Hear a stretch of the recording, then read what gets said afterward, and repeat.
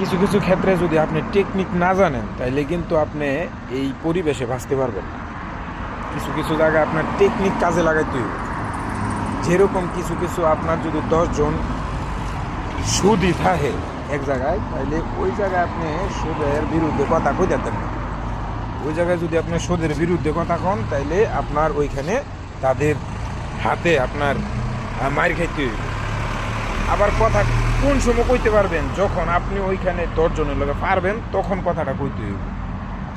কিন্তু আপনার হকের পক্ষে থাকতে হইব। তার মার খাওয়ার ভয়ে কিন্তু আবার সঠিক কথা ছেড়ে দেওয়া যেত না। ঠিক আছে, তো এই কথাটা মনে করেন যে কোনো পরিস্থিতিতে আপনি বাংলাদেশে বসবাস করতে হলে আপনি এখানে ভালো মন্দ যাচাই বাছাই কইরা সব গুণ আপনার মধ্যে থাকতে হবে। আপনি যদি অতিরিক্ত ভদ্রতা দেখান তাইলে কিন্তু আপনি থাকতে পারবেন না। ভালো মানুষের কিন্তু শত্রু বেশি, আর ভদ্রতা মনে করে মানুষ তার দুর্বলতা।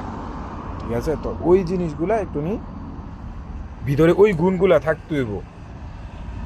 আপনার টাকা পয়সা এবং নিজের জোর, বংশের জোর এবং আপনার সন্ত্রাসী কায়দা, এই জিনিসগুলো যদি আপনার মধ্যে না থাকে, আপনি কোনো দিন এই দেশে আপনি সোজাভাবে প্রতিষ্ঠিতভাবে চলাফেরা করতে পারতেন না। এইটার লেগে মাঝে মধ্যে কই যে সব টেকনিক আপনার মধ্যে থাকতে হবে। ঠিক আছে, দেখা গেছে আপনার এখানে 10টা এক গ্রুপের লোক, তাগর লগে কীভাবে কথা কয়ে চলতে হইব ওই টেকনিকটা জানতে হইব। আর কেউ সামনে আমি প্রকাশ হন দিত না যে আপনি তার সাথে টেকনিক খাড়াই দিয়েছেন। আল্লাহ পাক সকলকে সঠিক বুঝদান করুন।